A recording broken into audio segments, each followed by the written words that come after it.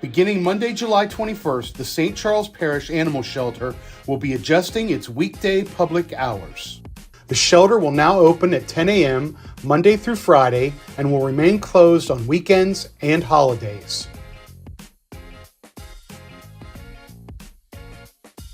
This new schedule allows our dedicated staff to focus their early mornings on what matters most, the health and well-being of the animals in our care. Before the shelter opens to the public, our team will use the early hours to provide essential care activities like feeding, cleaning, medical evaluations, enrichment time, and more. These morning routines are critical to ensure every animal is healthy, comfortable, and ready to meet their future families. This adjustment also brings us in line with best practices used by shelters across the region, because when our employees thrive, adoptions rise, and lives change for the better. The St. Charles Parish Animal Shelter is located at 921 Deputy Jeff G. Watson Drive in Luling. For more information, visit www.stcharlesparish.85-783-5010. Whether you're adopting, volunteering, or just stopping by, we look forward to welcoming you.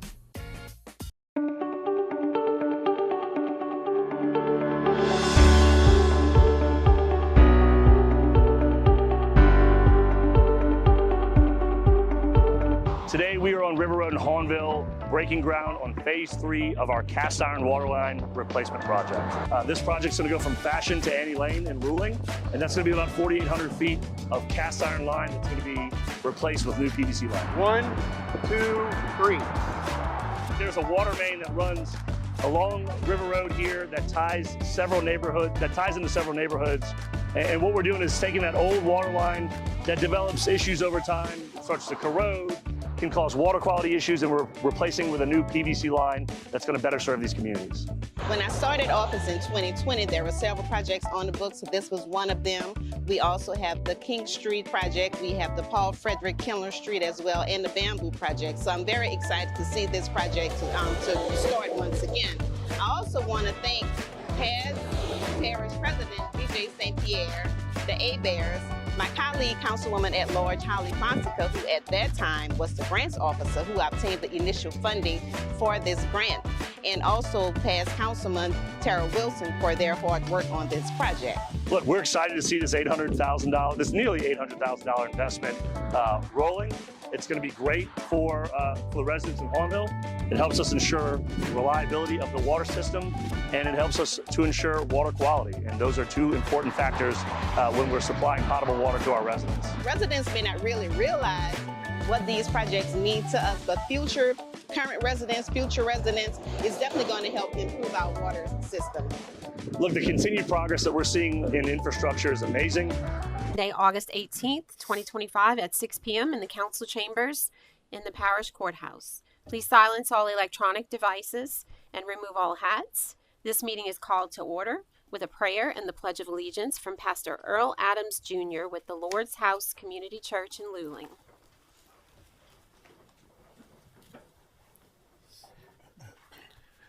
I pledge allegiance to the flag of the United States of America and to the republic for which it stands, one nation, under God, indivisible, and justice for all. Father, I ask you just to bless this time. I pray for your hand over all the decisions that are going to be made tonight, Father. I pray that you give them wisdom, Father God, discernment, Father God, in everything they do tonight, Father. Lord, I just pray for your spirit just to manifest here tonight. In Jesus' name we pray. Amen. Thank you, Pastor Adams. Approval of the minutes. A motion and a second are needed to approve the minutes from the regular meeting of August 4th, 2025. We have a motion by Councilman Cummerdale, second by Councilman Fisher. Please cast your votes.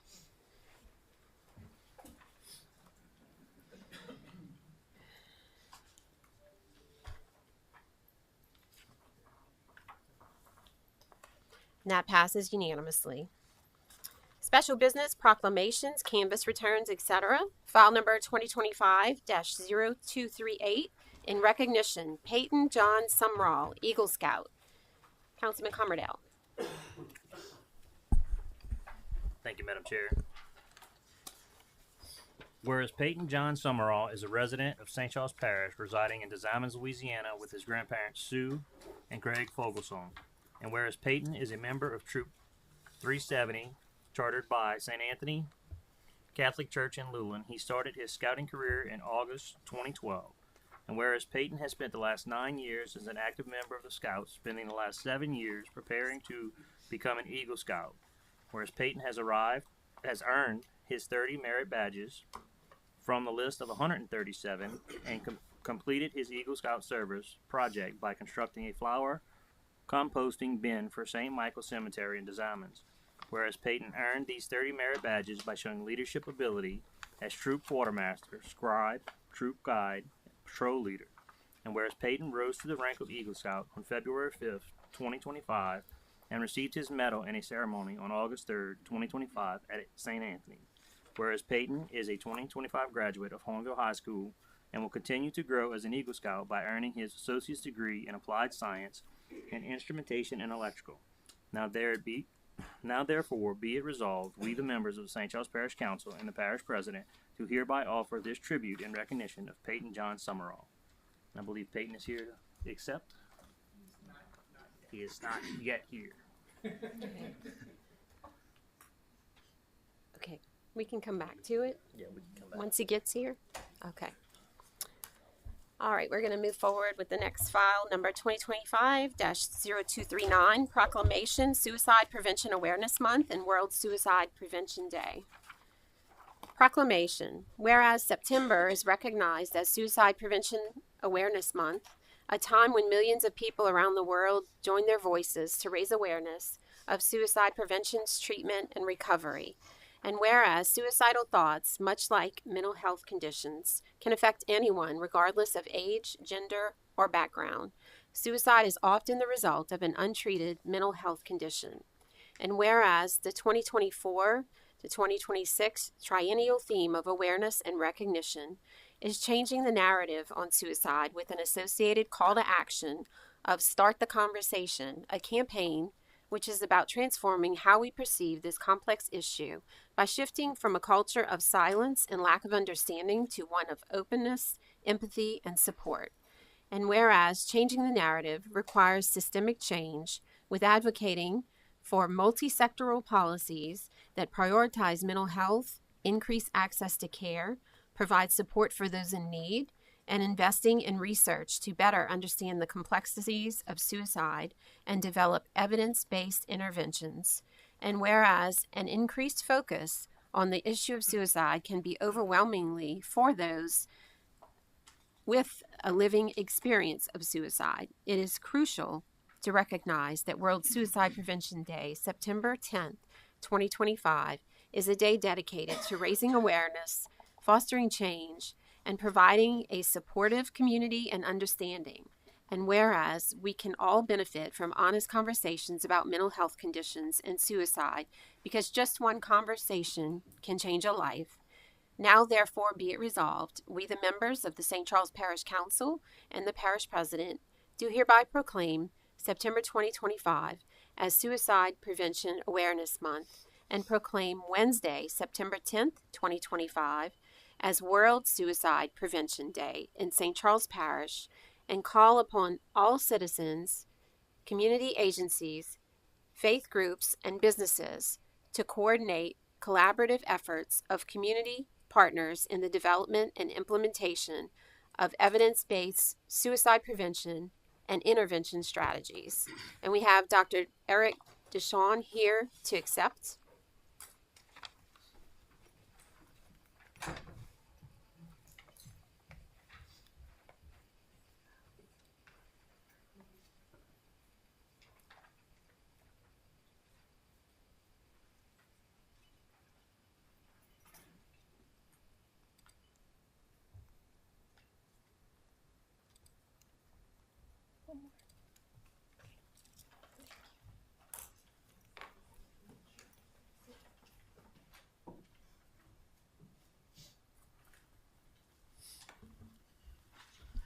Thank you to the St. Charles Parish Council and Parish President Matthew Jewell for this proclamation As indicated in the proclamation, suicide is often thought of as a private family issue, and certainly it is, but it is of public concern as well. And the more that we can start these conversations to help people understand that help is available, that there are people who care and are trained to provide concern and to provide services is very much appreciated. And this is something that hopefully we will continue as a society to have less and less stigma around mental health and help people, all folks, to get the help that they need. Thank you very much.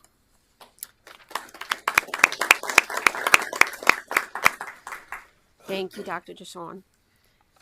Reports, Finance and Administrative Activities, file number 2025-0240, Grants Office. And we have Ms. Carla Chasson here to report. Good evening. My name is Carla Chasson, and I'm the Grants Officer for St. Charles Parish. This is my Grants Office presentation for the Council. The mission of the Grants Office is to actively pursue grant funds and manage existing grant agreements for projects and programs for St. Charles Parish. My office is staffed with 5 members, myself included, Jessica Bodwell, Nicole Baracco, Stacy Dugas, and Blaze Roberts. So looking back to 2024, I like to give you guys totals for the year. And so in 2024, we were awarded almost $30 million in grant funds for 82 different projects. The most, I like to divide them up into different categories. And for competitive funds, we had the most, it was 80% of that, which is about 24 million. Those are for some drainage improvements and elevation projects. We have our allocated funds, about 1.3 million. That came from the state of Louisiana, and then our public assistance dollars, 4.2 million in grant funds. Most of those were from Hurricane Ida, but we did have one still lingering around from Hurricane Barry from 2019. Took us a while, but we got there. So in 2025, so far, we have grant awards for 2.5 million. For 9 different projects. I will be coming before you in the next few months with another 23.5 million from the state that allocated grant funds to St. Charles Parish for different agreements, and I really want to focus on those. The Cousins T-Wall is 16.7 million for that project coming from CPRA. CPRA also allocated 5.5 million to going towards the Sunset Pump Station upgrades project, and then 1 million for the Lake Salvador Shoreline Protection Project, and then we have about 300,000 for some smaller different projects out of Act 461. So I'm hoping to get those grant agreements finalized soon and before you for approval. So looking at our projects in every phase that they go through, we have altogether, we're working on $238 million in grant funds, and that's split with the pre-award phase. We're trying to bring in $108 million, and we have $130 million that we are managing. I don't want to spend a lot of time going through each of these different numbers because I have a lot of information on the slides coming up, but the biggest ones that we have is applications submitted is 72 million hanging out there. We're waiting to find out, and then we have 87.4 ongoing, and then 32 million coming up in projects that should be going to construction soon. So I'm sorry, I need to go back. So our elevations program is really going fast. So we have 7 open grant awards for residential elevation projects, and that's over $18 million in funds. And if you look, the last column is the number of remaining properties to be completed, and on the first 3 rows, we have a dozen properties left to do out of 86. So we've really been doing a lot of work with elevating houses around St. Charles Parish. And the last row, we just kicked off the 2 awards out of the fiscal year 22 FMA Flood Mitigation Assistance Grant Program. And those should be going to construction soon. This slide is grant applications that we have outstanding for the elevation program, and we're looking to get another 20 properties approved. And if anyone is interested in elevating, they can contact our office and we'll help them, guide them through the process. But if you have any questions, we can help you. The funds come from FEMA, and it is something that the state has to manage, and it's for eligible properties that are considered repetitive loss. So if you have repetitive losses that you have flood claims for, that's what qualifies a property. So if any homeowners are interested, please give us a call. So the next few slides show what we have going on and what's to come. And under construction right now, we have the Munts Pump Station number 1, which received a $10 million grant from CPRA from their fiscal year 22 state surplus fund. And that's to construct a new pump station where there is none. The Sunset Pump Station is an existing station that we received $6 million in grant funds from CPRA again to put in an automated bar screen cleaner, which you can kind of see that concrete deck there is where that's at. And they widened the canal there and really made some great improvements to the pump station. The Zalman's Boat Launch Project is out to bid currently. We have the photo that you see here is the dirt that was placed there last year, and it's been settling. And we're bidding out the phase to actually go in and install the launch, and that way people can go out there and launch their boats. We have $2.3 million in grant funds.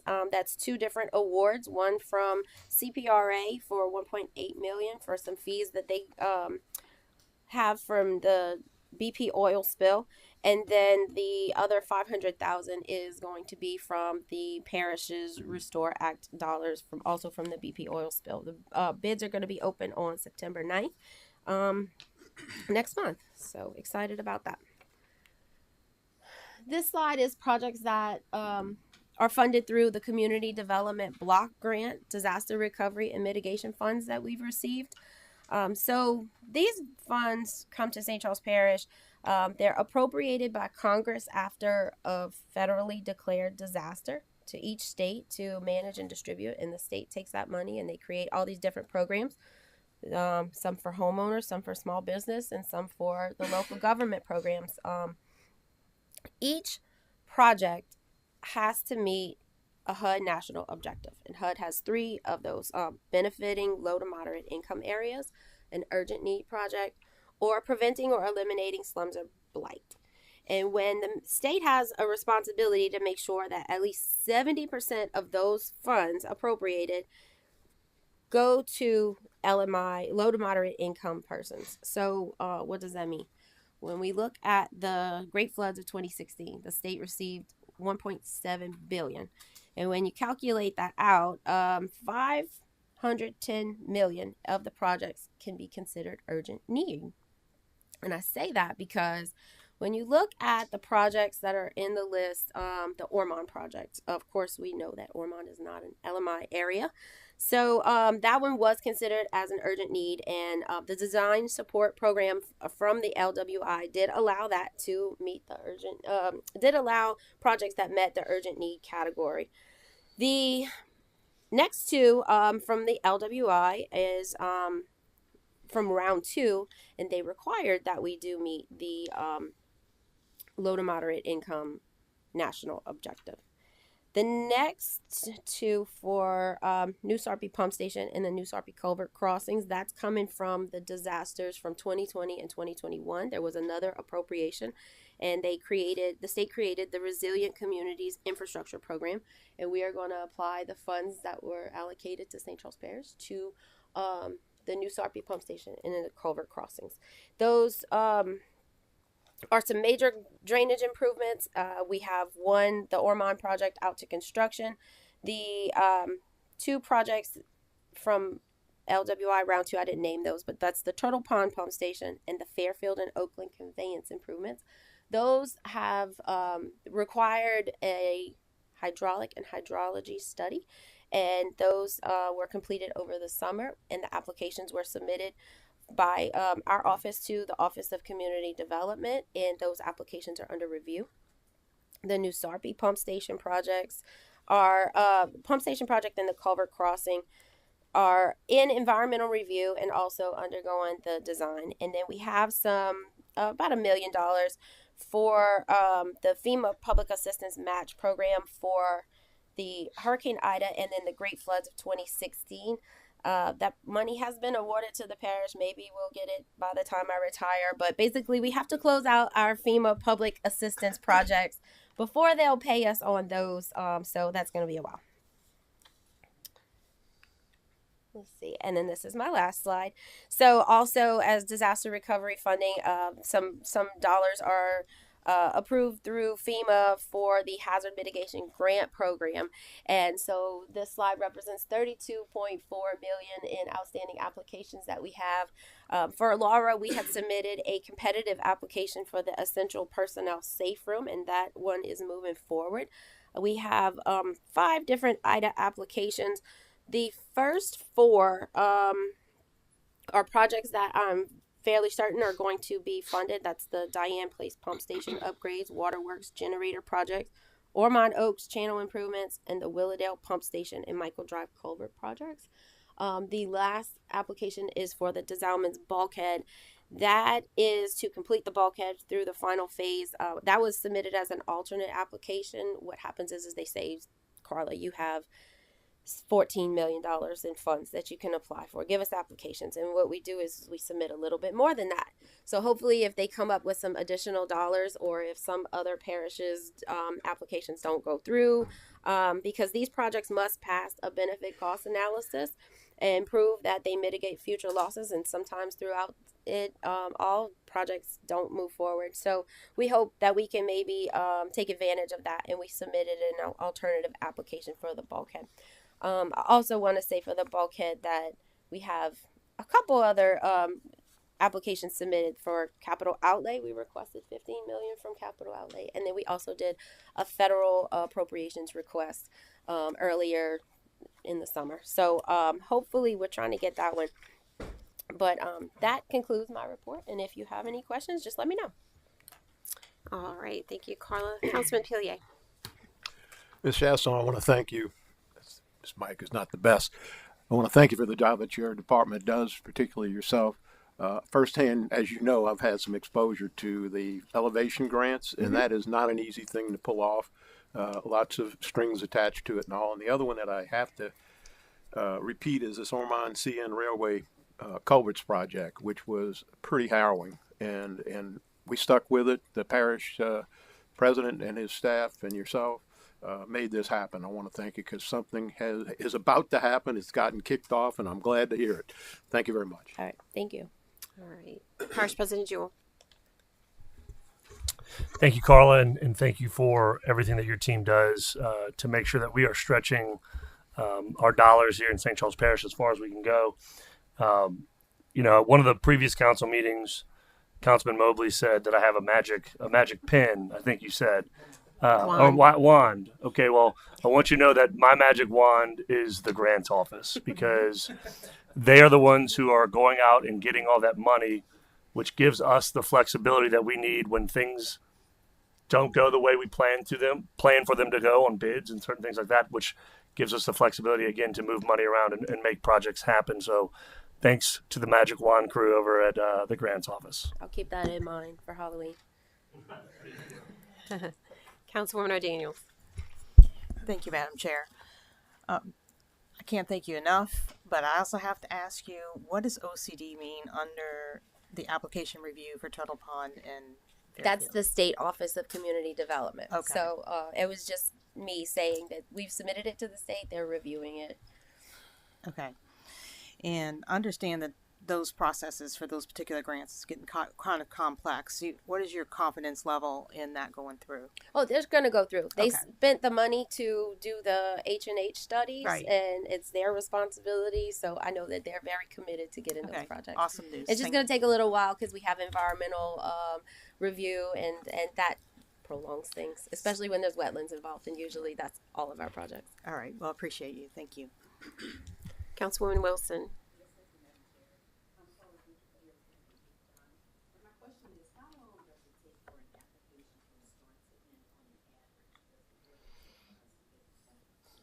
It depends on which agency you're talking about. Usually federal agencies are much longer than state.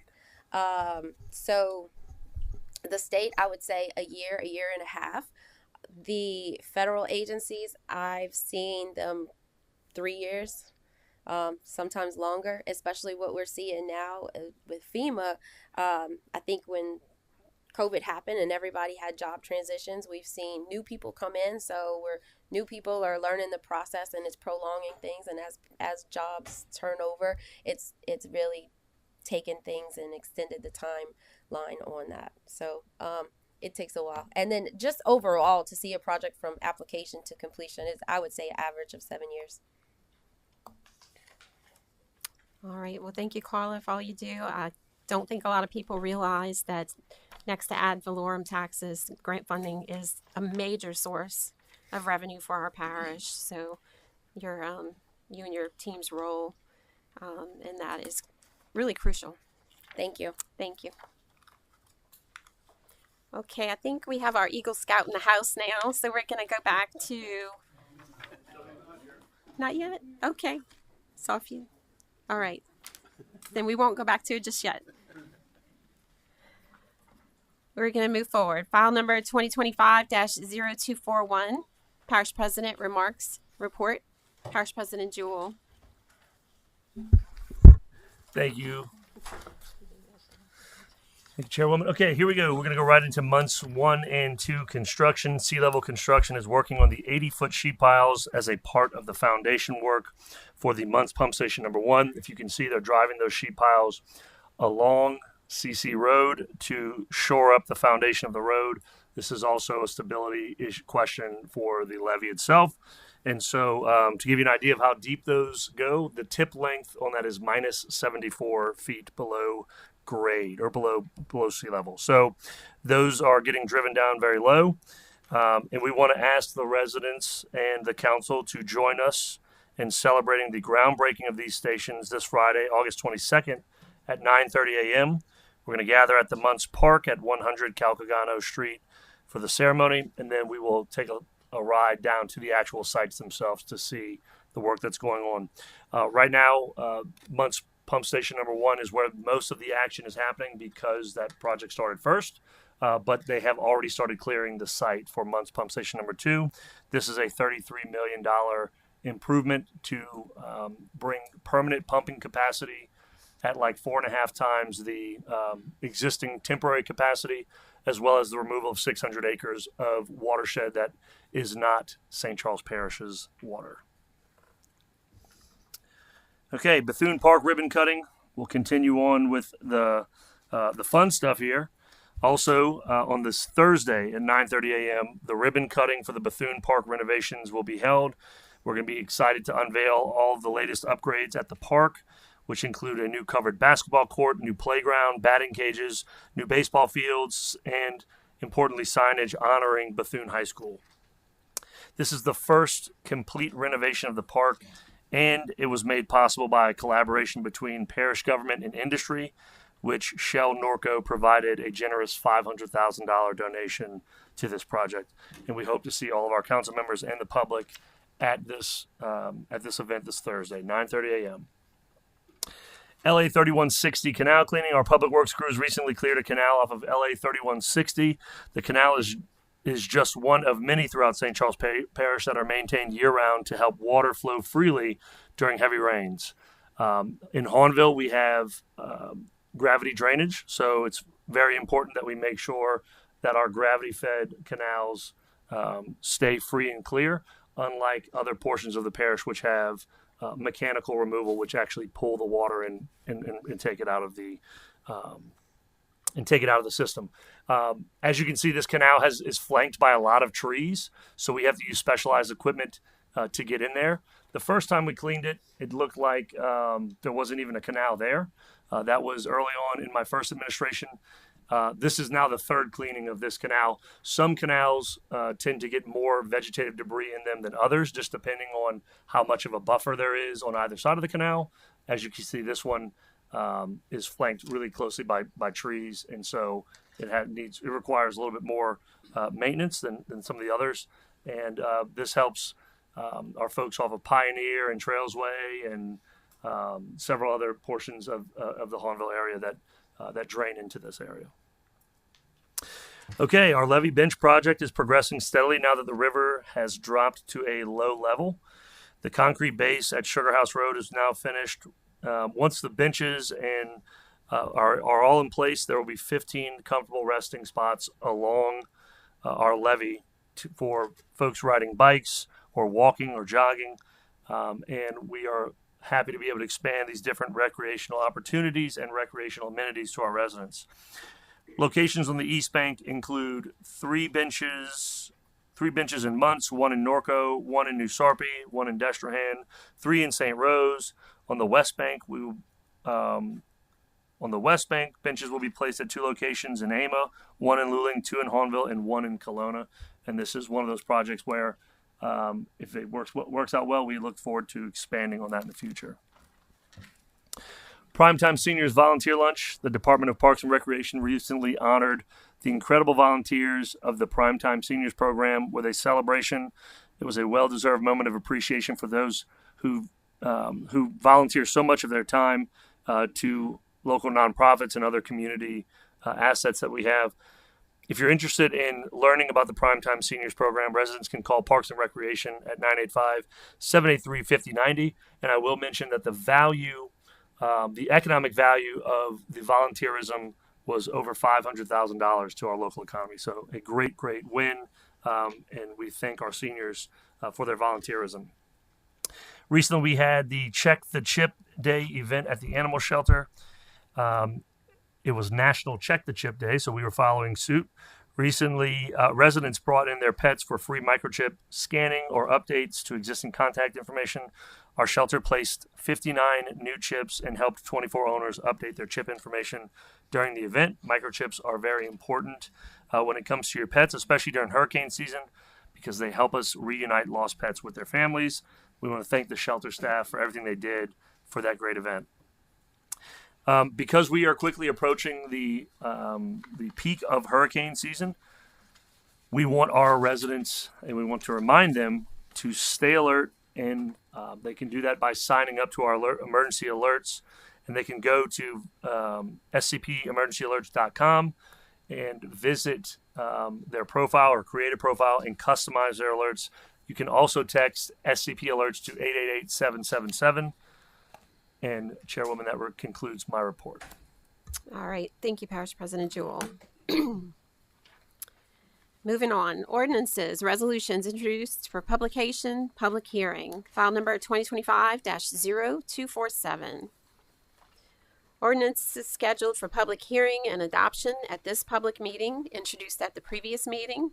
File number 2025-0198. An ordinance adopting, setting forth, levying, and imposing taxes on all property subject to taxation in the Parish of St. Charles, State of Louisiana, as required by Section 23 of Article 7 of the Constitution of Louisiana and revised Statute 47.1705b for general parochial purposes, constructing, acquiring, maintaining, operating, extending, and or improving levees, facilities, and structures associated with outer flood protection systems within the parish, constructing, maintaining, and operating the Parish Road Maintenance Program, Parish Recreation Program, Parish Fire Protection, Mosquito Control Program, Emergency 911 Telephone System, Health Unit, and Council on Aging Program, Council on Aging Program number 2, Road Lighting District number 1, Library District number 1, the Arc of St. Charles, paying any costs associated with acquiring, constructing, improving, maintaining, and operating wastewater facilities and systems in the parish. Mr. Dewsum. Thank you, Madam Chairman. This is, as stated, our annual ad valorem tax ordinance.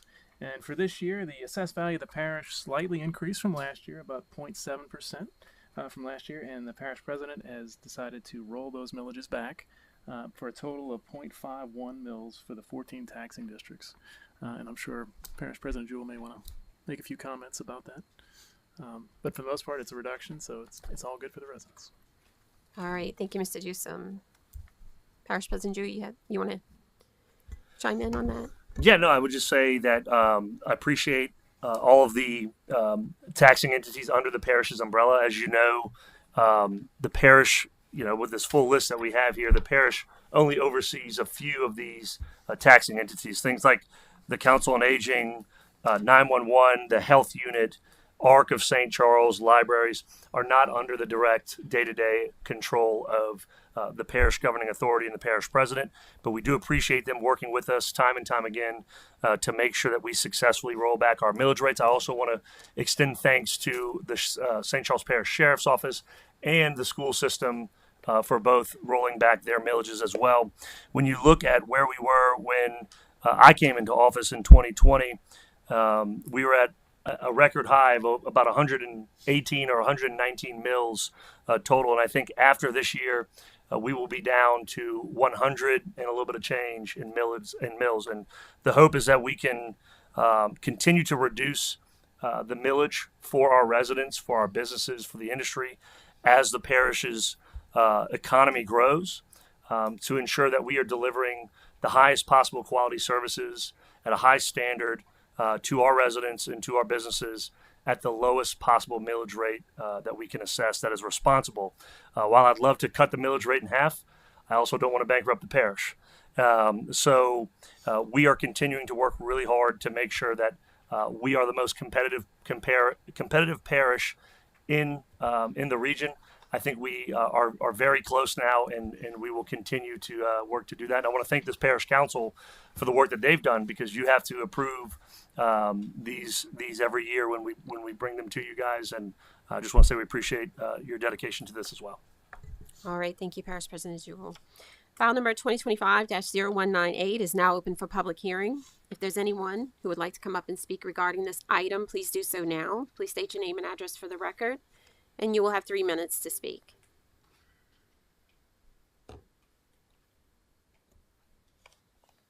Okay, seeing none, public hearing is closed. Any council discussion?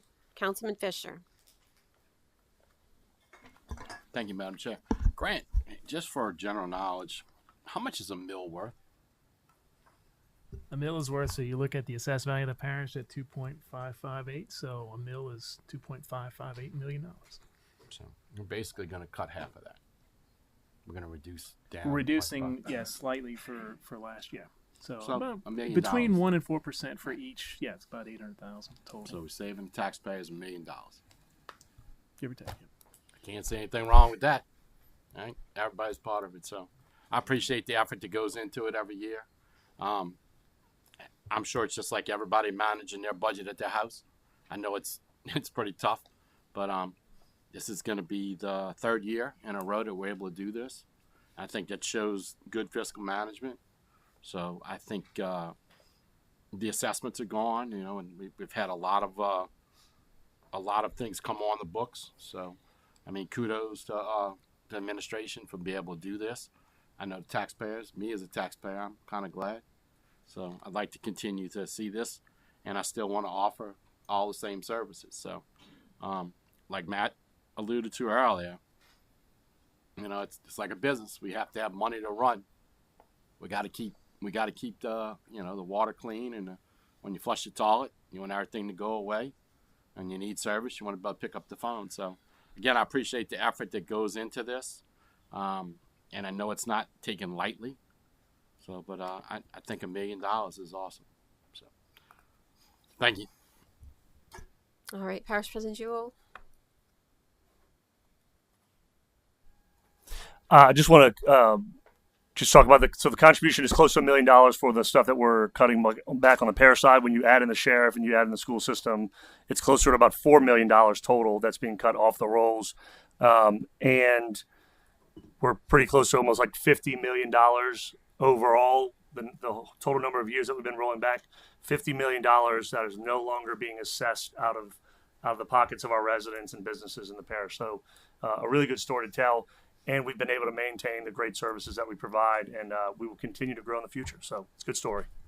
Yeah, thank you, Parish President Jewell. I was just going to add to that since 2020, we've rolled back a total of 4.17 mills. And the last 3 years, three years in a row, we rolled back. So always trying to do our part to lighten taxpayers' pocketbooks. Chairwoman, can I mention, and I'm sorry, Michelle, I know you're going to come after me for speaking 3 times.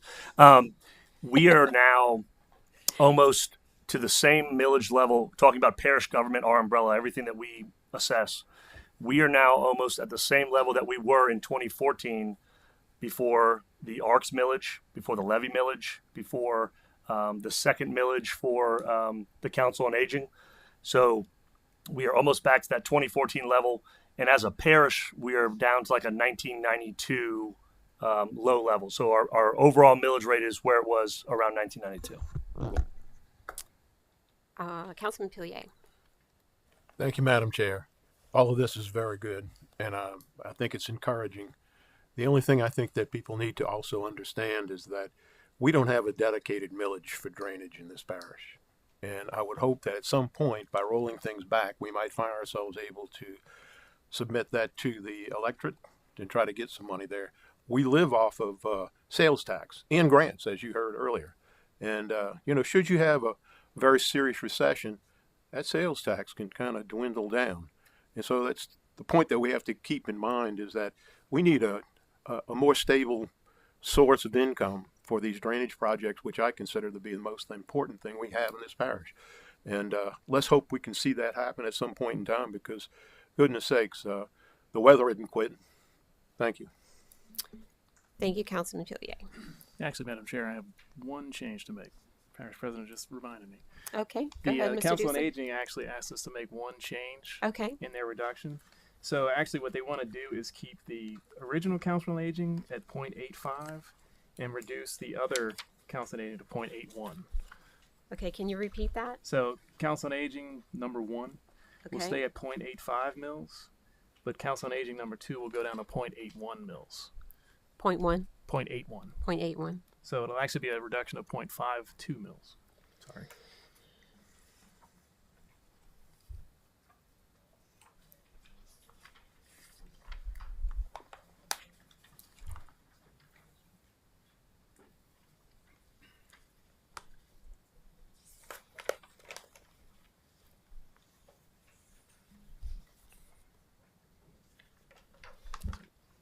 Makes sense. Okay. Yeah. So Council on Aging has 2 millages. So they have Council on Aging 1 and Council on Aging 2. So they didn't want us to, they came in kind of last minute, and they did not want us to touch the first Council on Aging, but they wanted us to reduce the second Council on Aging by what we would have reduced both of them together, and then they added like one more. So that's why it's 0.81. So it's like, But it's Just give them both numbers. oh, sorry. So Council on Aging 1 will be 0.85, and Council on Aging 2 will be, oh, I'm sorry, I read the wrong one. Sorry. It's 0.66, my bad. Wasn't So fun that in will be those going down to 0.65. okay. Can you repeat that one more time? 0.65. Council on Aging will remain, number 1, will remain at 0.83. 0.83. My sorry. Okay, I have Council on 2 Aging ahead. 1's going to Mosquito increase from 0.83 to 0.85. Is that what you're? It's going to remain at 0.83. It's going to remain at 0.83. Okay. And Council on Aging 2 is going to be 0.65. Sorry. So it's going to go from 0.66 To 0.65. to 0.65. All right. So let me Sorry. repeat that one more time just to make sure everyone understands. Sorry. Council on Aging number 1 is currently 0.83. It's going to stay at 0.83. Council on Aging 2 is currently at 0.66. It's going to be reduced to 0.65. Yes. No, I think that's wrong. Is that wrong? Or they wanted it at Yep. 0.66. Sorry. I'm sorry. So Council on Aging 1 is 0.85 currently. That's going to stay the same. That's not Council on Aging. That's 0.83. It's mosquito control. Sorry, was- 0.83. 0.83.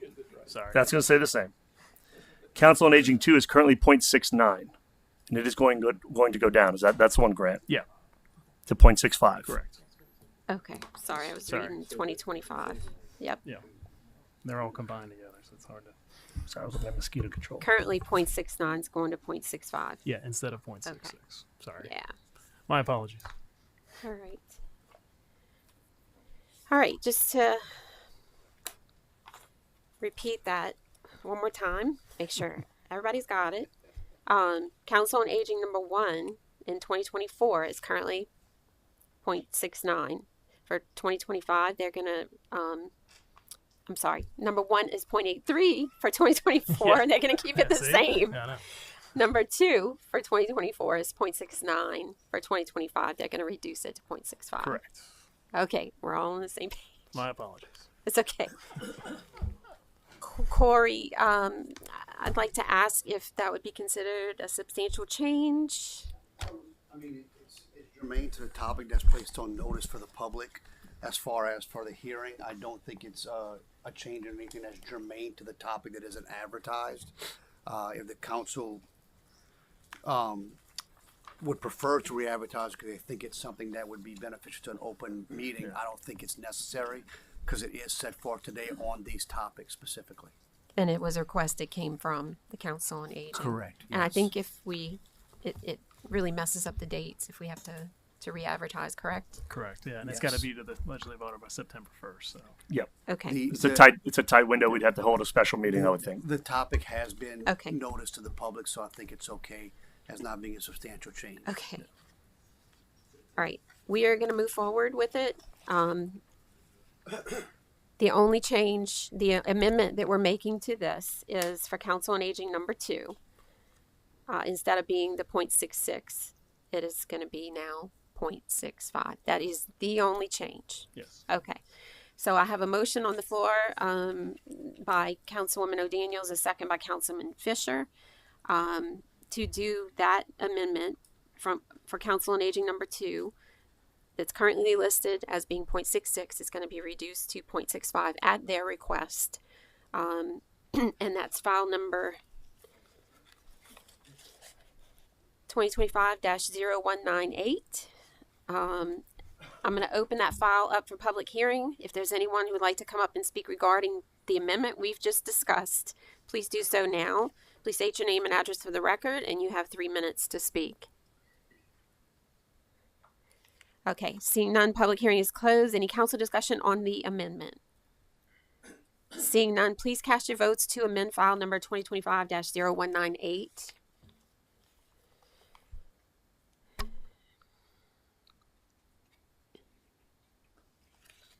And that passes unanimously. So file number 2025-0198 as amended is now open for public hearing. If there's anyone who would like to come up and speak regarding this item, please do so now. Again, please state your name and address for the record, and you have 3 minutes to speak. Okay, seeing none, public hearing is closed. Is there any further council discussion on file number 2025-0198 as amended? Seeing none, please cast your votes for file number 2025-0198 as amended.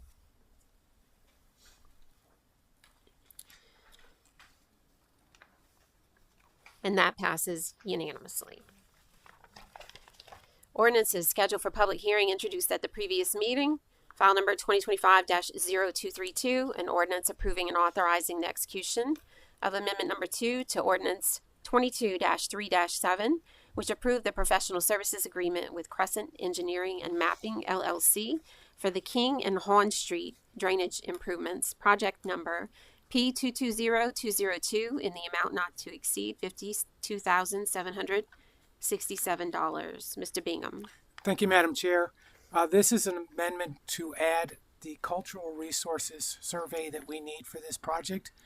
I know it's a little bit late in the program, but one of the things that we have to do in a project like this is to go through an environmental process. And during the environmental process, they open it up to public comment. That gives a lot of agencies an opportunity to respond and ask for things in this, which we have to live with. In this case, the State Historic Preservation Office, SHPO, asked that we do a cultural research survey on this. And this is us complying with that request so that we can get our environmental clearance and move this project into construction. And we would appreciate your support. Thank you. All right, thank you, Mr. Bingham. File number 2025-0232 is now open for public hearing. If there's anyone who would like to come up and speak regarding this item, please do so now. Please state your name and address for the record, and you have 3 minutes to speak. Yes. My name is Diana Burrell. Ma'am.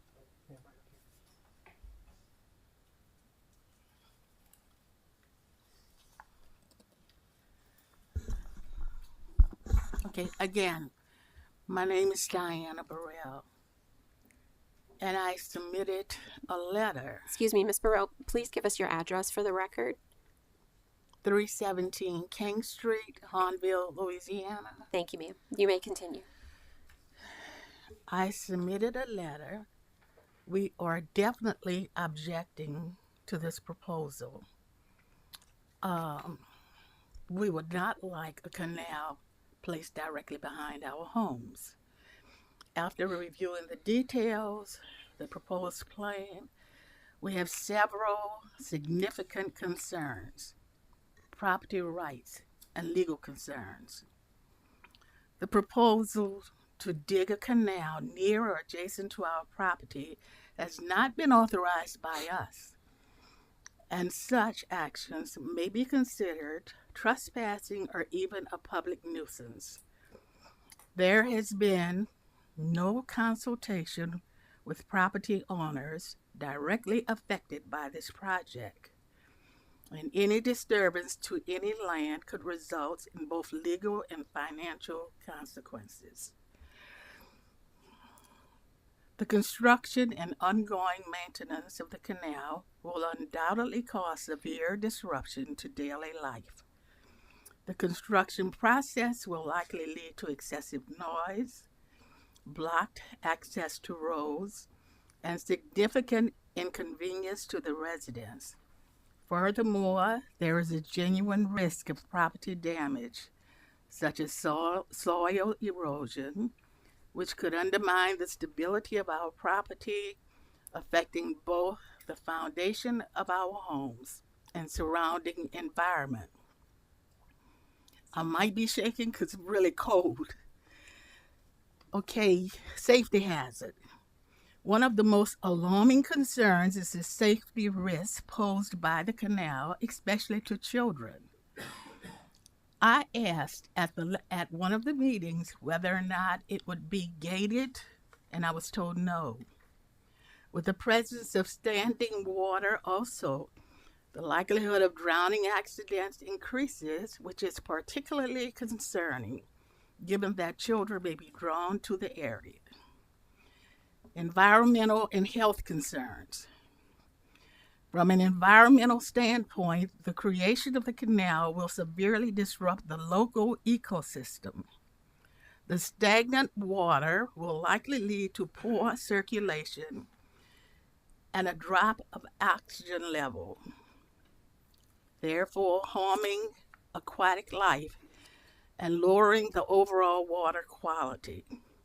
This could lead to the contamination of the waterway with pollutants, creating breeding grounds for mosquitoes, rats, and potentially dangerous animals such as snakes. Excuse me, Ms. Burrell, do you need more time? Yes, about 2 minutes. Okay, if you would pause just a second and let us take a vote on extending your time. Okay. Okay.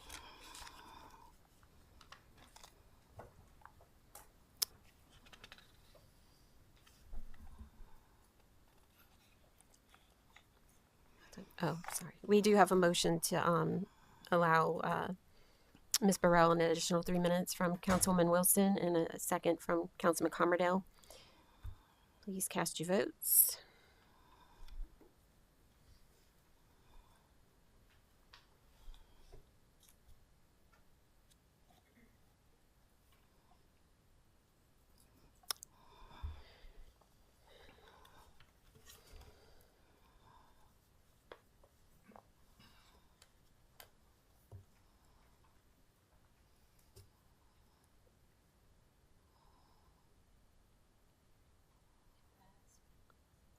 Okay, the system seems to be a little frozen. It did pass unanimously, so please continue.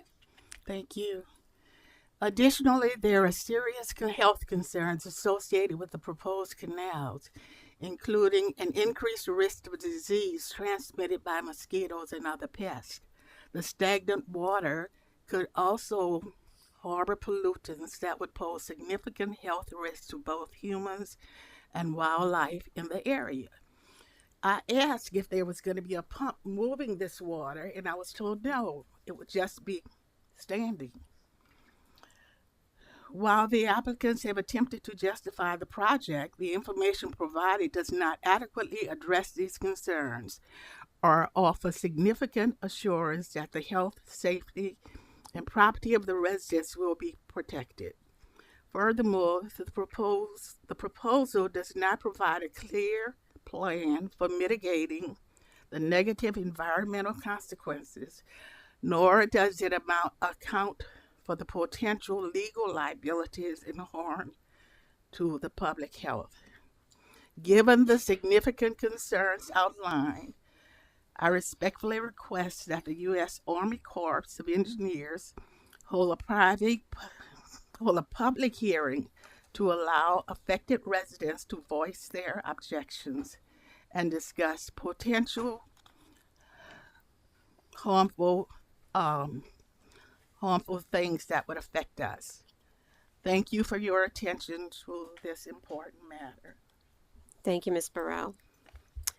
Okay, file number 2025-0232 is now open for public hearing. If there's anyone else who would like to come up and speak regarding this item, please do so now. Please state your name and address for the record, and you have 3 minutes to speak. All right, seeing none, public hearing is now closed. Any council discussion? Councilwoman Wilson. Yes, thank you, Madam Chair. The residents on King Street, they've been having flooding issues for probably about at least probably 16 years. So we do know that there was funding that was secured years ago by Councilman Raymond, and then also funding secured by myself in my first term. So my question is, this particular ordinance right here, well, my first question, this particular ordinance right here, what exactly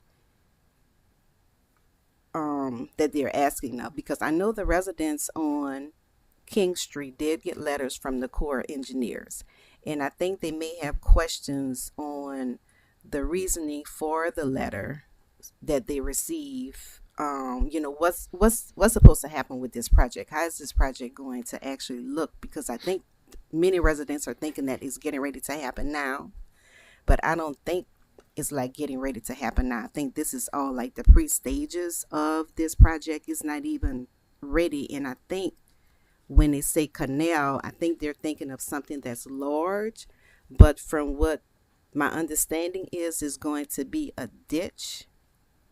So much, yeah. Okay, I think let me start with the first question, which was about the letter they got from the Corps of Engineers. Anyone that would be adjacent to or in the vicinity of a project like this, when we open it up for environmental discussion, the Corps of Engineers is going to send out letters to all those residents and other entities that could have a purpose in knowing that this project is coming, so that they could address the Corps of Engineers and ask questions. And it was up on a website for that purpose. So that period of time has passed. People could have entered their comments into that website. I don't know if the Corps of Engineers would entertain a public hearing, but it's a public meeting or either one. That would be something the Corps of Engineers might want to do. From our standpoint, as for the project, there is a lot of drainage problems in this area. The original plan was to actually put a box culvert along the front of the school, and then take it across the street and take it down a little ways and then turn it into a canal. That's a very, very expensive venture. We had an entity buy the property behind the residents on King Street. They came to us and offered us 100-foot right-of-way to put it's going to be a large ditch. I can't say it's not going to be. It's got to carry a fair amount of water, but it is a ditch. It is not a canal. It is not going to be as deep as I think they think it's going to be, and it's going to be dry most of the time. the water will flow by gravity the way it is right now to the back, down towards the canal in the back, for a good ways back in near the sewer station. So this ditch, when we have a big rainstorm, yes, it will have water in it, but it, like any other ditch that we have in neighborhoods, once the water drains, it will be dry. So I think that's the best explanation. I also heard her talk about the erosion of dirt behind their houses. I think she's thinking that the ditch is going to be right on top of their property line. With a 100-foot right-of-way, we don't need to locate it that close to their property line. We can actually locate it more in the middle of the right-of-way. That gives us a better chance of maintaining it from both sides. Does that help answer your questions?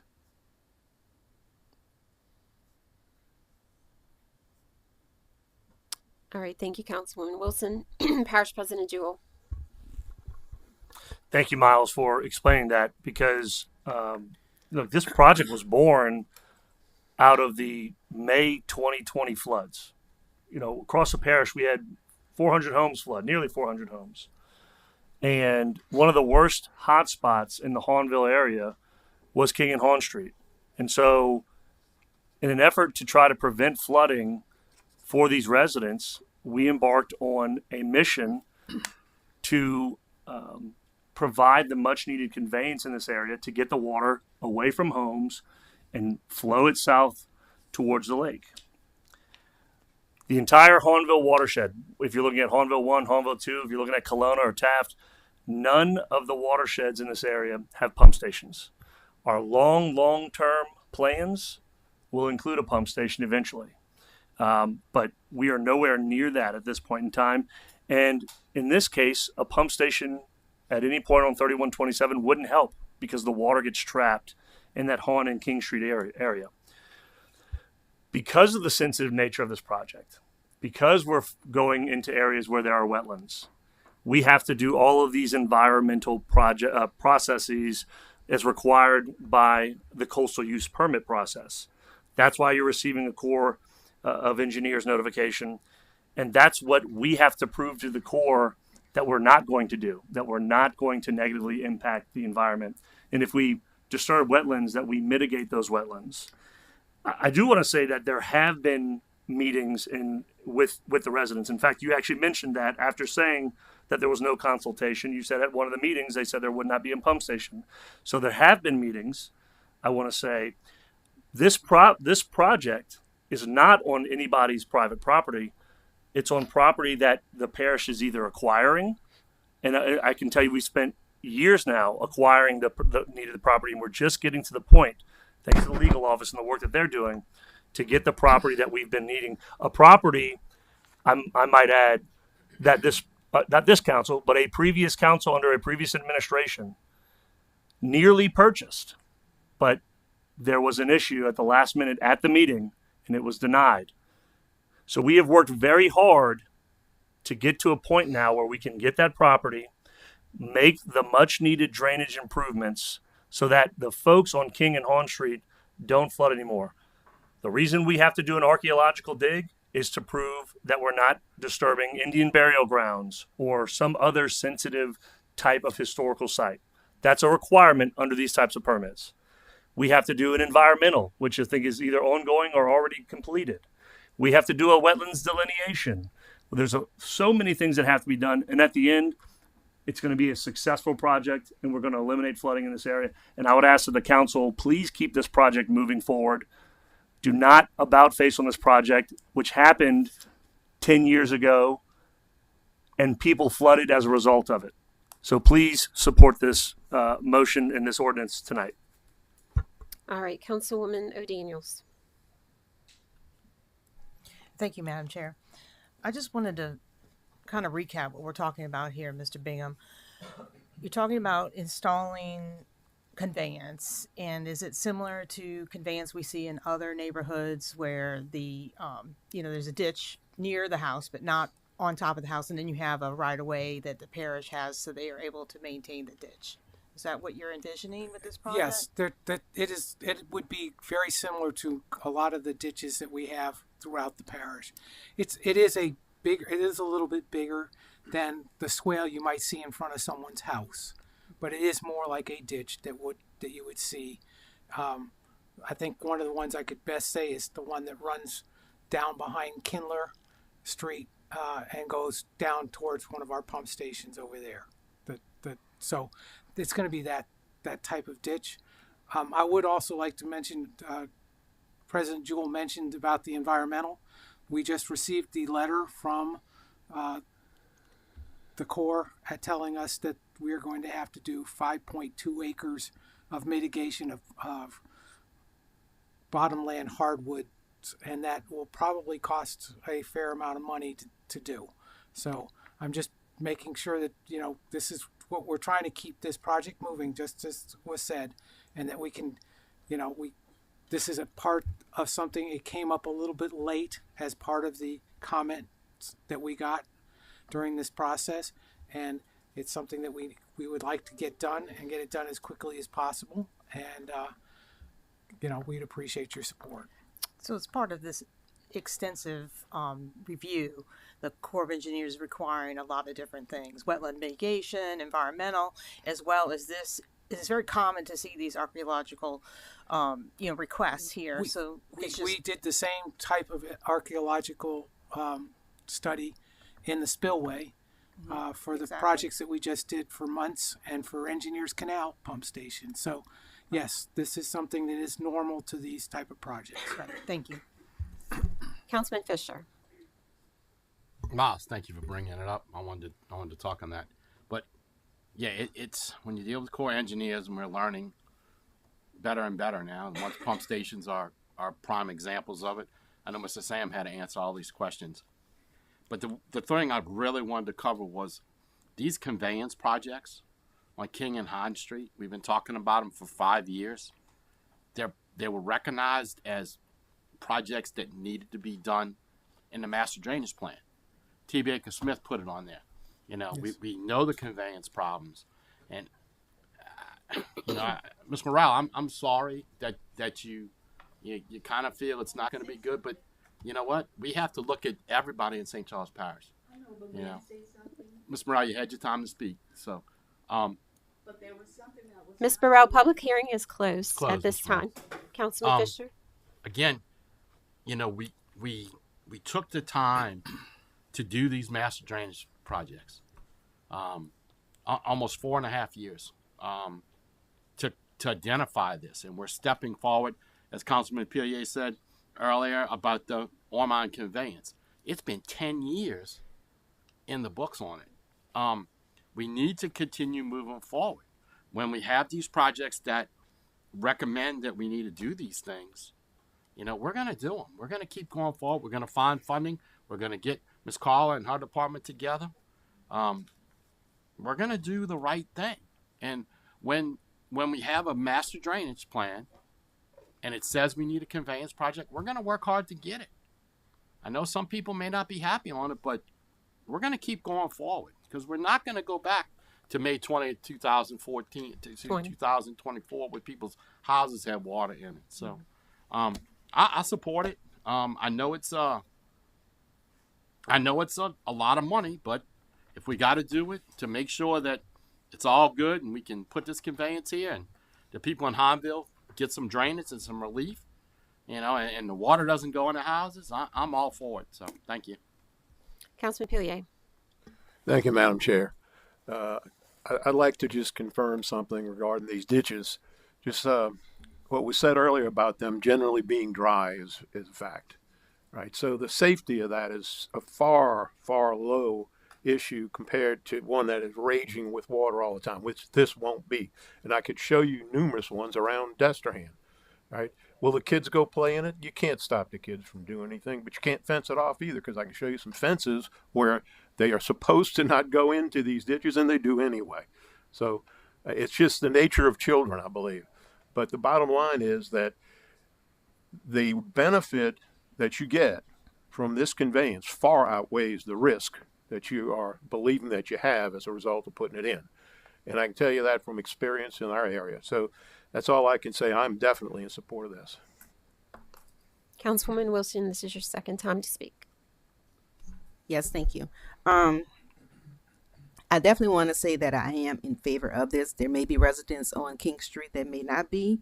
I've had conversations with a couple of residents from King Street at the store, at the restaurants that they've just happened to see me there, and they did have questions, but they prefer, many of the ones that I did speak with, they did prefer doing this project here than having water in their homes, because many of them did not have any extra funding to get elevations done to their homes.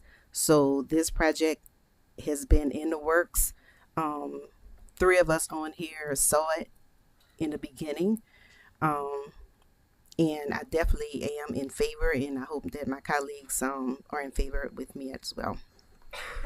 All right, thank you, Councilwoman Wilson. 2 of my colleagues were, and Parish President Jewell and his staff were here in 2020 when all the homes flooded. And, we launched the master drainage plan work, and as Councilman Fisher said, this is a priority master drainage project, so I support this as well. And with that, please cast your votes for file number 2025-0232.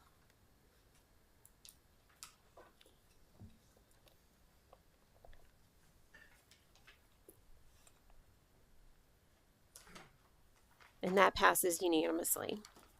File number 2025-0233, an ordinance approving and authorizing the execution of change order number 1, final for the East Bank Water Intake Platform Repairs, project number WWKS 110, to increase the contract amount by $133,715.51. Mr. Gordon.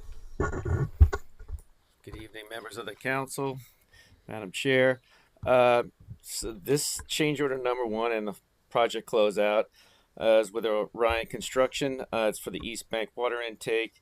Change orders and the increase the contract amount by $133,715 due to a revision of work items and quantities. The major part of these items was panel repairs. Once the contractor was able to get underneath the panel, underneath the intake, when the water level went lower, it was higher when we first did damage assessment many years ago. They were able to see some items that we wanted to get fixed in order to make the whole intake brand new, so to speak, in terms of all the precast panels.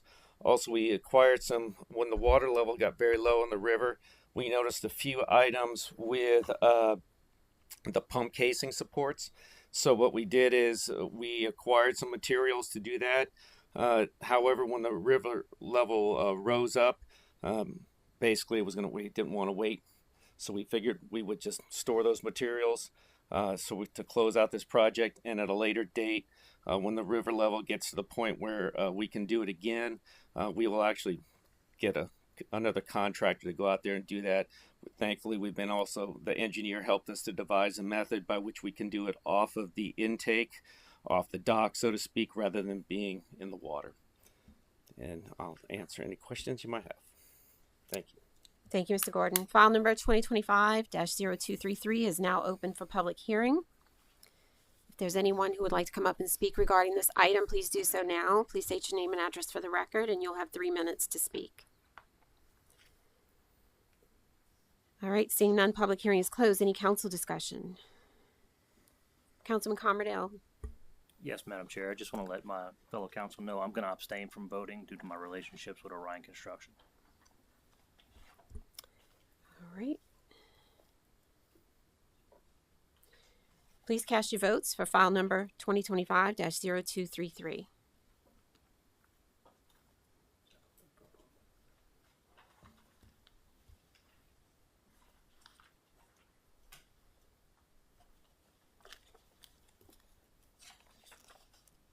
Okay, that passes unanimously with Councilman Commerdale abstaining.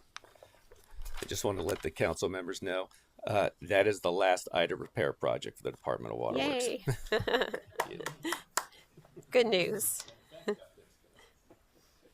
All right.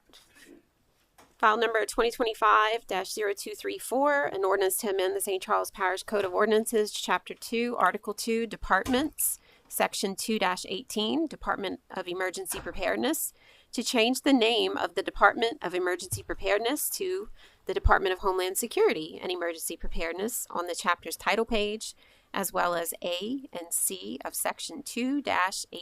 Mr. Toste. Thank you, Madam Chair. So in 2005, our department came in front of the Parish Council and asked for the responsibility of Homeland Security be turned over to us. That was a result of following September 11th, 2001, and then the federal funds that subsequently came down to the parishes from Department of Homeland Security and FEMA. That they said that they needed a department or agency responsible in each jurisdiction throughout the nation to point those funds towards. So we came in front asking for those responsibilities to be granted to our department. However, we never changed the name of the department officially. We just started calling ourselves that. And really, for us, this is just a cleanup. State law does state that each parish president or police jury should create a Department of Homeland Security and Emergency Preparedness. And while we haven't had any issues because of not officially changing the name, just want to clean it up so we have no questions in the future. I ask for your support on this. All right. Thank you, Mr. Toste. File number 2025-0234 is now open for public hearing. If there's anyone who would like to come up and speak regarding this item, please do so now. Please state your name and address for the record, and you will have 3 minutes to speak. Okay, seeing none, public hearing is closed. Any council discussion? All right, please cast your votes for file number 2025-0234.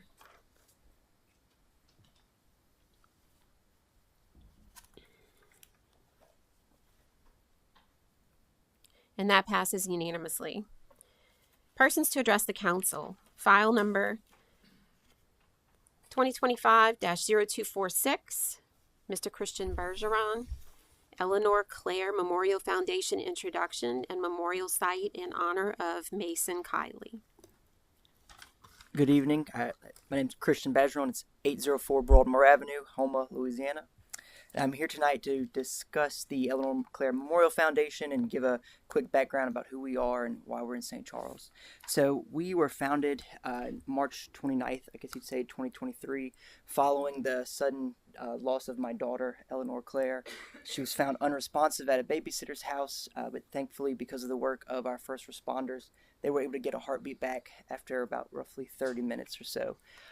She was then flown to the Oshner facility on Jefferson, and where we went through some extensive testing, and it was determined that she had been without oxygen for too long. So at that point, the LOPA, the Louisiana Organ Procurement Agency, had stepped into the room and had presented us with the opportunity to be organ donors, and we knew that we were not ready for our daughter's story to be over, and so we jumped on the opportunity to make her a hero and for her to give the gift of life to others. So that's how our foundation got started, and we had figured that there was other children like our daughter out there, and we wanted to tell that story. So we have set up a board, and our goal is to create 64 sites across the state of Louisiana, one in each parish, where we identify a child who passed away from that parish. And we then we reach out to the parish and we say, hey, how can we work together to memorialize and honor this hero? So since in the last year and a half, we have partnered with LOPA. We speak at many of their events. We've got 9 sites so far that have either been completed or are actively in the works to be completed. And then we've also recently been awarded, through Oshner's main campus, they have chosen our foundation to be the partner for their first ever memorial wall, which will be an interactive wall honoring all organ donors across the state of Louisiana. So we're very, very excited about that. So, and why I'm here tonight is we have the immense privilege of building a memorial site in honor of Mason Kiley, who passed away tragically last year. And we would like to tell his story as well, right? We would like to keep that story going. We know that Mason saved 5 lives through organ donation. He was able to give the gift of sight to 2 others, and then he was able to have a positive impact on countless others through through the act of skin and tissue donation. So we're here tonight because we would like to build a site in St. Charles Parish. What we've done in the past is preferably we like to do recreational facilities. We cover the cost of everything, concrete work. We have a 12 by 15 bronze plaque that we place. If it's by a flagpole, we provide a flag that honors that hero, which we will replace as they become worn. If it's not by a flagpole, we do maintain and make sure that the site stays clean, and we'll replace the plaque if ever necessary. However, I doubt that would be necessary. Typically, the sites cost about $1,000 to $1,100, and like I said, we do cover the cost of everything.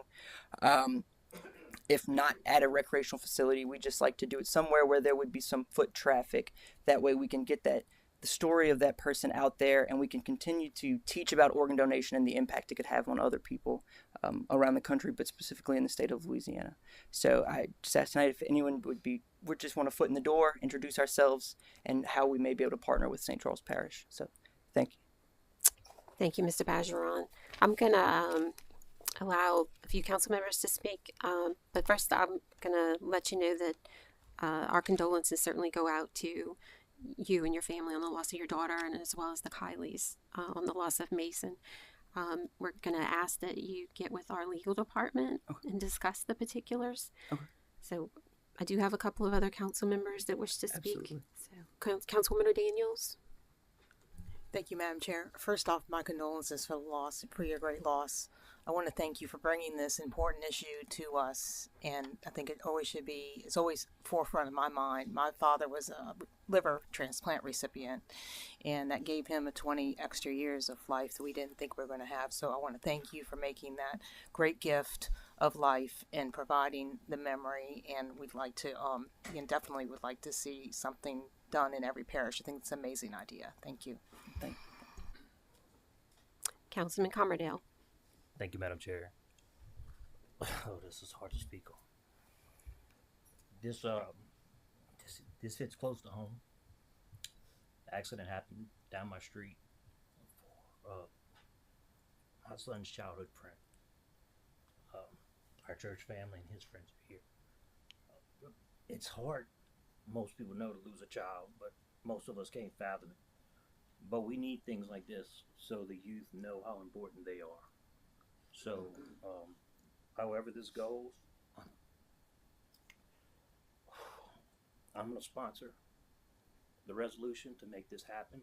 I've already reached out to Rec. I'll work with Corey and Mr. Badgeron to make sure this happens because we need it. Thank you. All right. Thank you, Councilman Commerdale. Thank you very much. Thank you.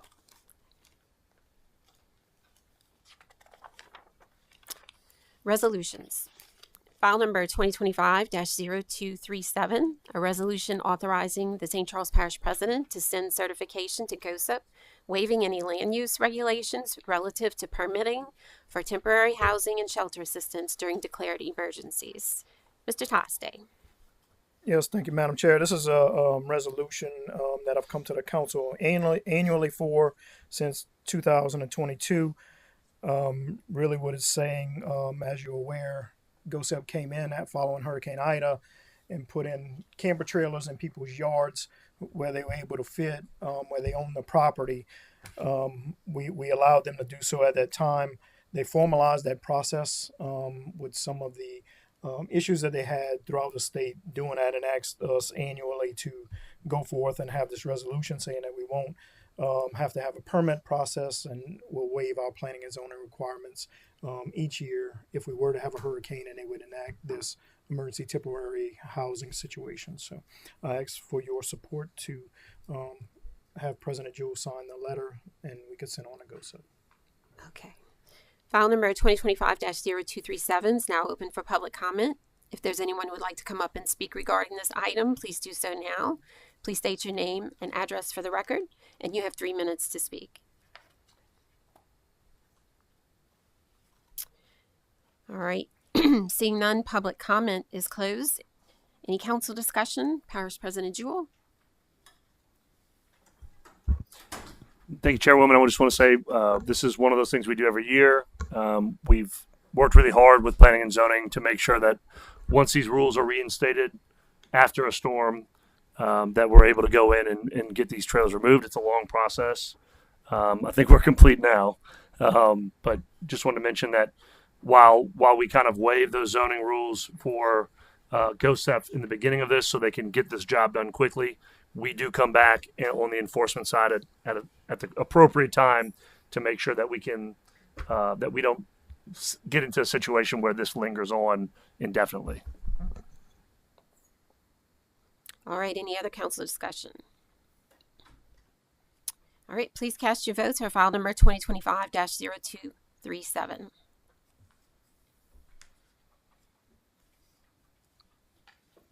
And that passes unanimously. File number 2025-0242, a resolution adopting the St. Charles Parish Hazard Mitigation Plan. Mr. Toste. Okay, last one from me. So we started the update of the hazard mitigation plan in February of last year. It's about a year-long process where a committee was formed. Councilwoman Fonseca was able to sit on that committee for us during this last process. Our hazard mitigation plan really lays out all our priority projects based on hazards. So we do a thorough hazard analysis, and from there, the committee comes up with projects in order to discuss or have priority projects for each hazard laid out in a plan. Really useful tool for our grants department as they move forward where we have projects identified. I think when you see the changes that are coming out federally with FEMA, this plan is going to be extremely important to us when you look at the legislation that's in Congress right now discussing that. So I ask for your support. And just one more point is that we do update this throughout the 5-year period where we'll call a committee together and update our projects. So if we have any things that we identify throughout that period, that we're able to keep this a working document. It's not just static for the 5-year period. So I appreciate your support. All right. Thank you. File number 2025-0242 is now open for public comment. If there's anyone who would like to come up and speak regarding this item, please do so now. Please state your name and address for the record, and you will have 3 minutes to speak. Okay, seeing none, public comment is closed. Any council discussion? Councilman Pillier. Thank you, Madam Chair. Mr. Toste, I had received an email from a constituent, Mr. Coco, who brought up an interesting question. I took the time to look through, I think it was 183 pages of this document. I find that interesting reading, but then I guess I'm not too swift or something, But the bottom line is it's very interesting information. I did notice that it only has natural hazards. That's correct. And his question had to do with why might it have not included updates on the industrial hazards, things of that nature. Yeah, it's and I didn't have time to check it out, but is there some reason why it does not? Yeah, just federal requirements for this plan. It's on addressing natural hazards only. Is there another? Apparently, you list one in 2020 that did include industrial. Or we did. They asked us to take it out following that. And we've pared down the plan significantly since then, just based on the changes that FEMA has recommended to us. Not certainly by choice, but we do keep those other plans and priorities through our group. We have another group that's called the PMAC, which specifically discusses homeland security issues, and then other working groups that we have that discuss industrial. So I thought you'd have the answer. Thanks very much. Yeah, you're welcome. All right. Jason, I don't know if you mentioned, but this plan is required for the parish to be able to get grant funding from FEMA. Yes. So it's very important that we keep it updated once every 5 years. All right. Any other council discussion? Seeing none, please cast your votes for file number 2025-0242.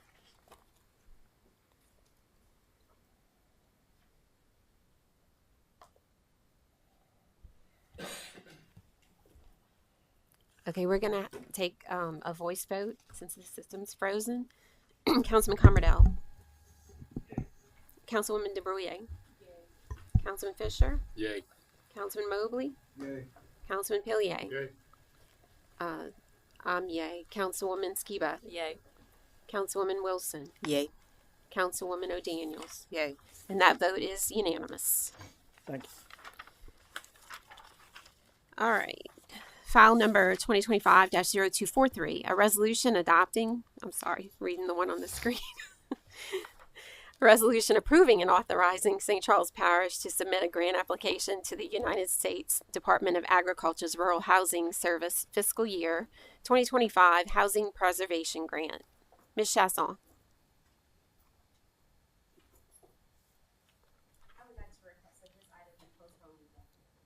All right. Ms. Chasson has requested that the file number 2025-0243 be postponed indefinitely. I do have to do the public hearing. File number 2025-0243 is now open for public hearing. If there's anyone who would like to come up and speak regarding this item, please do so now. Please state your name and address for the record, and you'll have 3 minutes to speak. All right, seeing none, public hearing is closed. I don't see any council discussion. We have a motion by Councilwoman O'Daniels, a second by Councilwoman Wilson to postpone indefinitely file number 2025-0243. Please cast your votes to postpone indefinitely file number 2025-0243.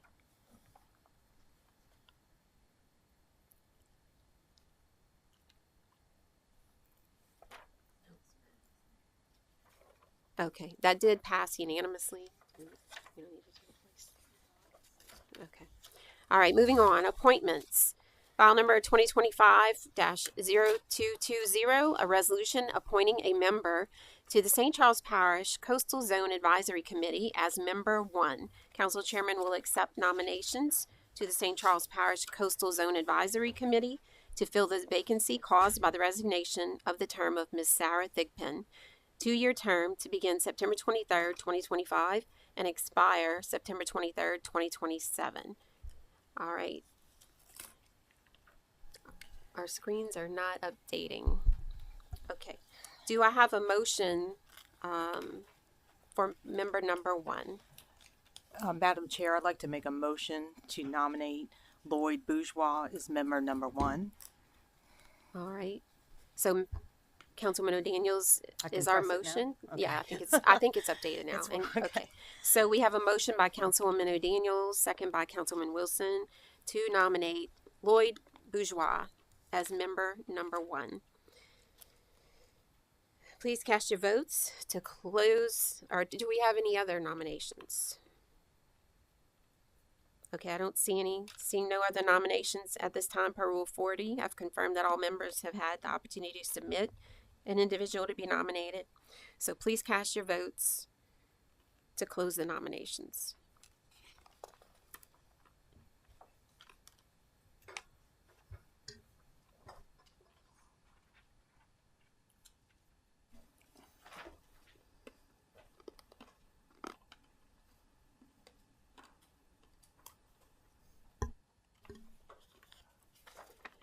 All right, file number 2025-0222, a resolution appointing a member to the St. Charles Parish Coastal Zone Advisory Committee as member 2. Council Chairman will accept nominations to the St. Charles Parish Coastal Zone Advisory Committee to fill the vacancy caused by the resignation of the term of Mr. Charles A. Smith. 2-year term to begin September 23rd, 2025 and expire September 23rd, 2027. Excuse me, Madam Chair, a point of order. I believe that the last motion was to close nominations, but we never did formally vote on my nominee. So we don't motion to nominate, we do motion to close nominations. And I believe that's what we did. What's that? Oh, I understand about the questionnaire. I'm confused as to the process. We're closing nominations, and that means that we are voting on that nominee. There's not 2 motions. The nominations are stated in the order of which they're stated during the meeting, and then we vote to close nominations, and at the next meeting we'll vote to confirm. Oh, okay. Thank you so much. Okay. Okay, where was I? Let's see.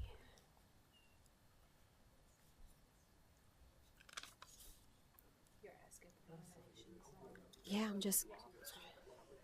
Councilman Fisher, did you needed something? No, we're team for number 2. Okay. Okay. So we are back to nominating for member number 2. Do I have any nominations for member number 2? All right, I have a motion. Councilman Fisher, do you have a nomination? Sorry. Thank you, Council Chair. I would like to nominate Mr. John Rome as the member to the St. Charles Parish Coastal Advisory Committee as member number 2. Thank you, Councilman Fisher. Do we have any other nominations? Councilman Fisher nominated Mr. John Rome. All right, seeing no other nominations at this time per Rule 40, I've confirmed that all members have had an opportunity to submit an individual to be nominated. So we have a motion by Councilman Fisher, second by Councilwoman DeBruyer to close the nominations. Please cast your votes to close the nominations.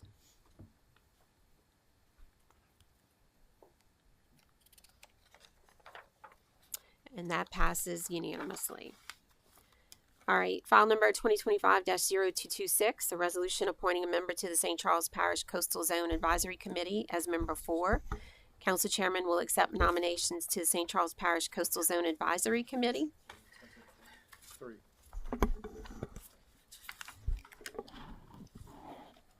We just did that one. Room number 3. I read the wrong file number.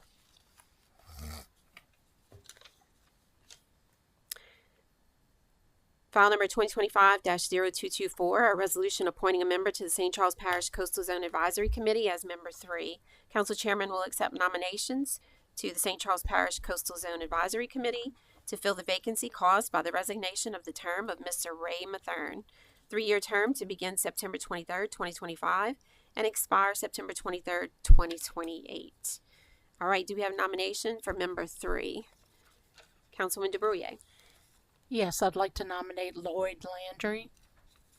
Okay, thank you. Councilwoman DeBruyer nominates Lloyd Landry. Do we have any other nominations? Seeing no other nominations at this time, per Rule 40, I have confirmed that all members have had the opportunity to submit an individual to be nominated. We have a motion from Councilwoman Skiba, second from Councilman Commerdale. Please cast your votes to close nominations.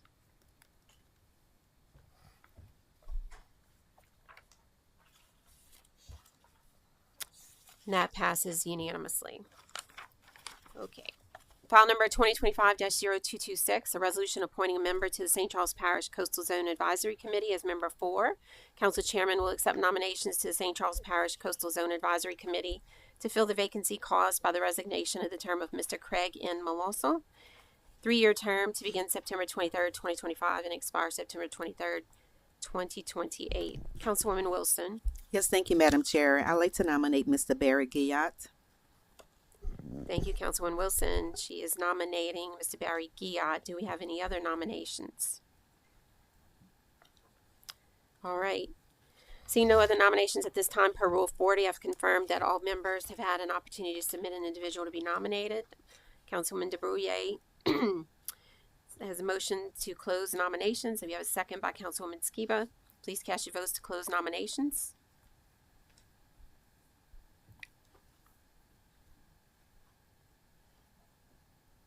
That passes unanimously. File number 2025-0227, a resolution appointing a member to the St. Charles Parish Coastal Zone Advisory Committee as member 5. Council Chairman will accept nominations to the St. Charles Parish Coastal Zone Advisory Committee to fill the vacancy created for the late Mr. Arthur W. Carlson, Jr. It's a 4-year term to begin September 23rd, 2025 and expire September 23rd, 2029. Do we have any nominations? Councilman Pillier. Thank you, Madam Chair. I'd like to nominate Mr. Luis Martinez. Okay, thank you, Councilman Pillier. Councilman Pillier is nominating Mr. Luis Martinez. Do we have any other nominations? Okay, seeing none, we have a motion to close nominations from Councilwoman DeBruyer, a second by Councilman Commerdale. Please cast your votes to close nominations.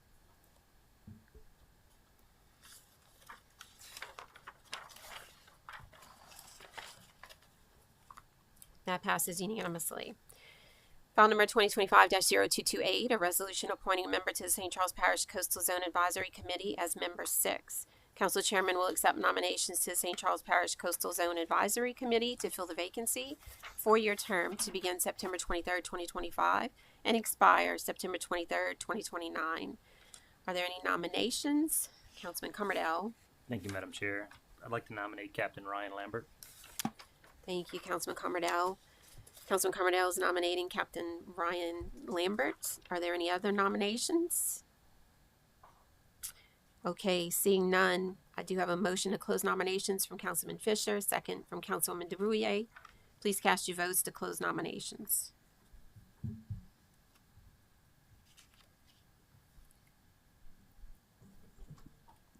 And that passes unanimously.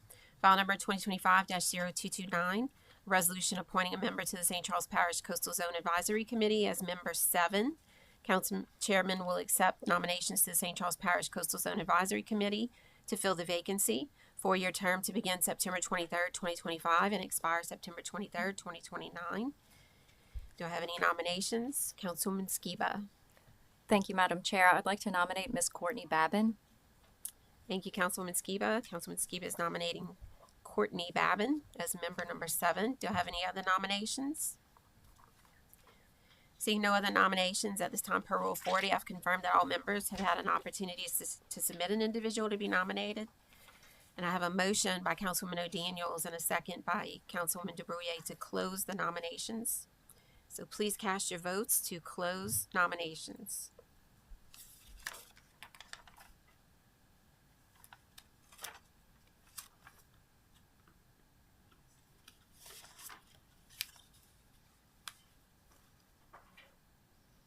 Councilwoman O'Daniels? Okay. Thank you. And it passes unanimously. Okay. File number 2025-0235, a resolution appointing a member to the Industrial Development Board of the Parish of St. Charles. On Monday, September 8, 2025, the council chairman will accept nominations to the Industrial Development Board to fill the vacancy created by the expiration of the term of Mr. Jeffrey Lemoyne Jr. It's a 6-year term to begin October 1st, 2025 and expire October 1st, 2031. File number 2025-0236, a resolution appointing a member to the Industrial Development Board of the Parish of St. Charles.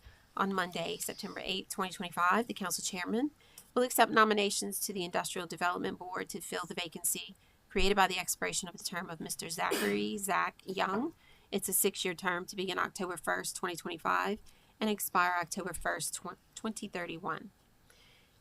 File number 2025-0244, accept the resignation of Mr. Corey Fauché, Industrial Development Board of the Parish of St. Charles.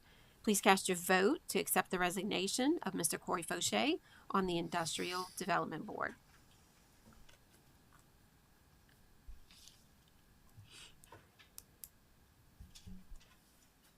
And that passes unanimously.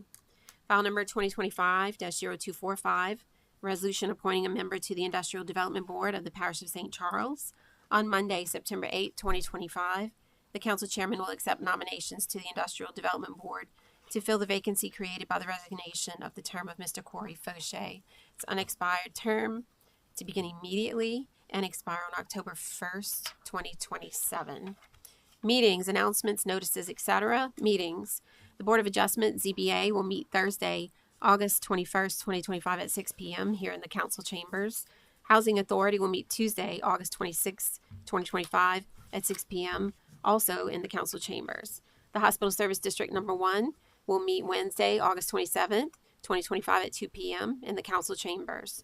Lafourche Basin Levy District will meet Wednesday, September 3rd, 2025 at 6 p.m. at the Lafourche Basin Levy District Office, 21380 Highway 20 in Vacherie. Planning and Zoning Commission will meet Thursday, September 4th, 2025 at 6 p.m. in the council chambers. The Communications District 911 will meet Monday, September 8th, 2025 at 5 p.m. at the 911 Center, 222 Joe Louis Lane in Hornville. St. Charles Parish Council will meet next on Monday, September 8th, 2025 at 6 p.m. in the council chambers. Announcements. Parish holiday will be on Monday, September 1st, 2025 for Labor Day. Please note that there will be a 3-week lapse between council meetings. The next regular council meeting will be held on Monday, September 8th, 2025 in the council chambers in the courthouse. Board of Review. The Parish Council will be sitting as the Board of Review on September 24th through October 8th, 2025. The 2025 assessment list, written or oral protests must be received by the Parish Council office by September 8th, 2025 at 4 p.m. Public hearings to consider the proposed 2026 capital and consolidated operating budget will be Tuesday, October 28th, 2025 at 9 a.m., Thursday, October 30th, 2025 at 1 p.m., and Monday, November 3rd, 2025 at 6 p.m. Okay. Okay, go back to the 2025 assessment list. Written or oral protests must be received by the Parish Council office by September 29th, 2025 at 4 p.m. Adjournment. A motion and a second are needed to adjourn. We have a motion by Councilman Fisher, second by Councilwoman DeBrouillet. Please cast your votes to adjourn.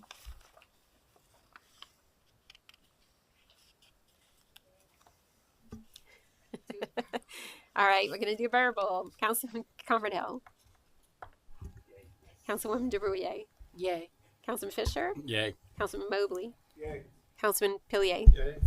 Yay. Councilwoman Skiba. Yay. Councilwoman Wilson. Yay. Councilwoman O'Daniels. Yay.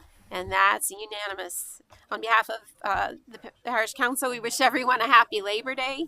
Have a great evening. We are officially adjourned.